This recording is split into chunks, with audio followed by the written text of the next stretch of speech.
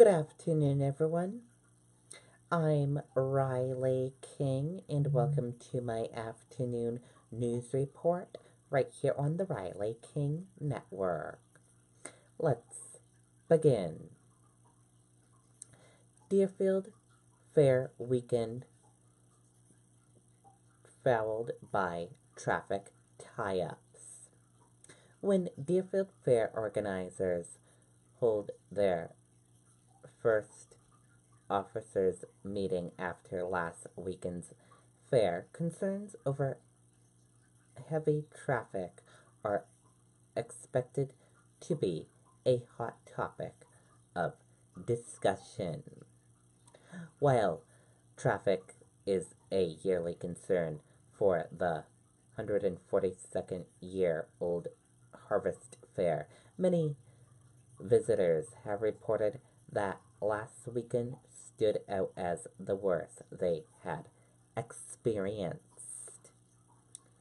Dustin of Lawrence, Mass. said he sat in bumper-to-bumper traffic from about 3:30 to 6 p.m. on Saturday as he traveled the last 7 miles to the fairgrounds. He said, "I've experienced traffic before, but that was unbelievable," Dustin said.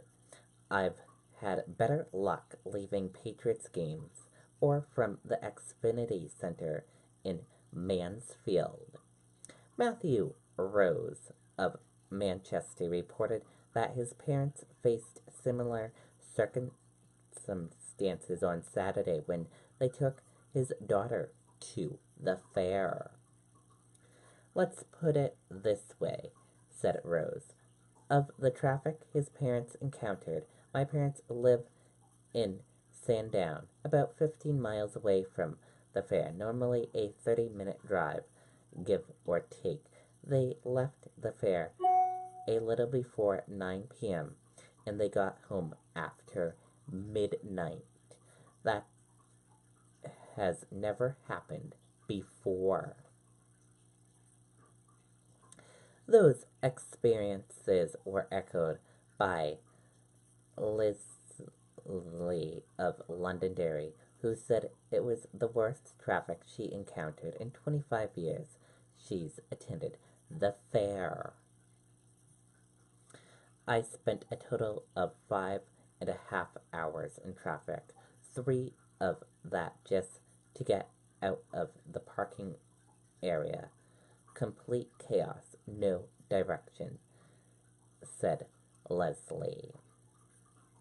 Following traffic concerns during the 2017 fair, organizers announced plans to draft a new traffic plan.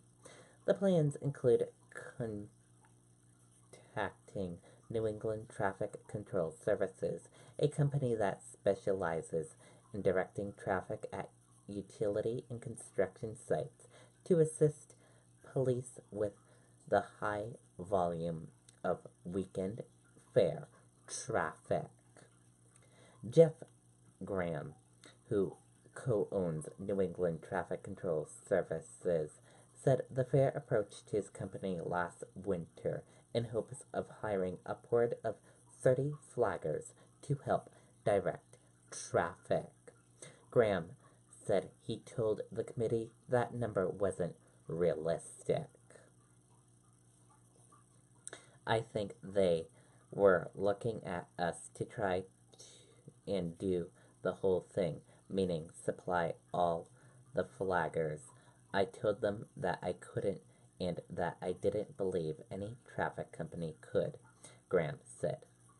"Nobody's going to have 20 or 30 people sitting around and magically be available for a 4-day weekend. The economy is way too strong and everybody is working." Graham said he was able to provide approximately half a dozen flaggers. Fair Vice President Richard Pittman said those flaggers were part of the largest force the fair has ever hired to help direct traffic. Pittman said a lot of traffic concerns are the result of high attendance. Approximately 150,000 people over the fair's 4 days. He speculated that great weather and good economy combined to drive up attendance last weekend. Pittman said the fair was in a slow mode during the recession. All of a sudden, it turned around last year, but we had rain on one of the weekend days, he said. But when we don't have rain like we didn't this weekend, it creates traffic problems as it has since I first got involved back in the 1980s. Graham, who sat in 2 hours of traffic himself, agrees that good weather and high attendance were probably at the root of the problem. However, he suggests that the fair committee would benefit from creating some kind of alternate traffic pattern. I think what really needs to happen is they need to look at some kind of detour like they do at Loudon, said Graham, referring to NASCAR race weekend at New Hampshire Motor Speedway, something where it's one way coming in and one way coming out.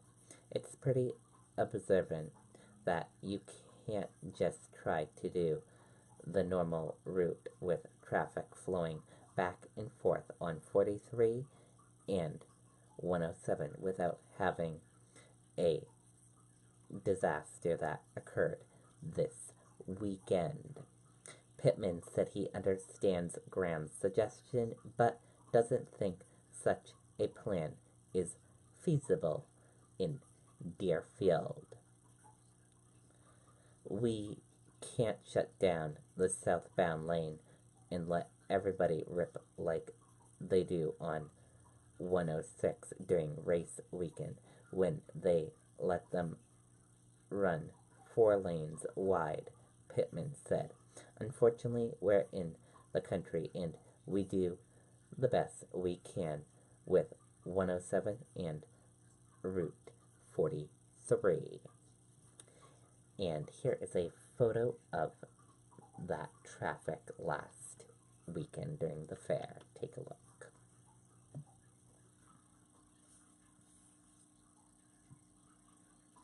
As you can see, this is the photo right here. Look at all that traffic. And I went to the fair last weekend with my friend, and we took the back way in a shortcut, but when we left in the afternoon, we saw all that traffic. I was like, holy cow.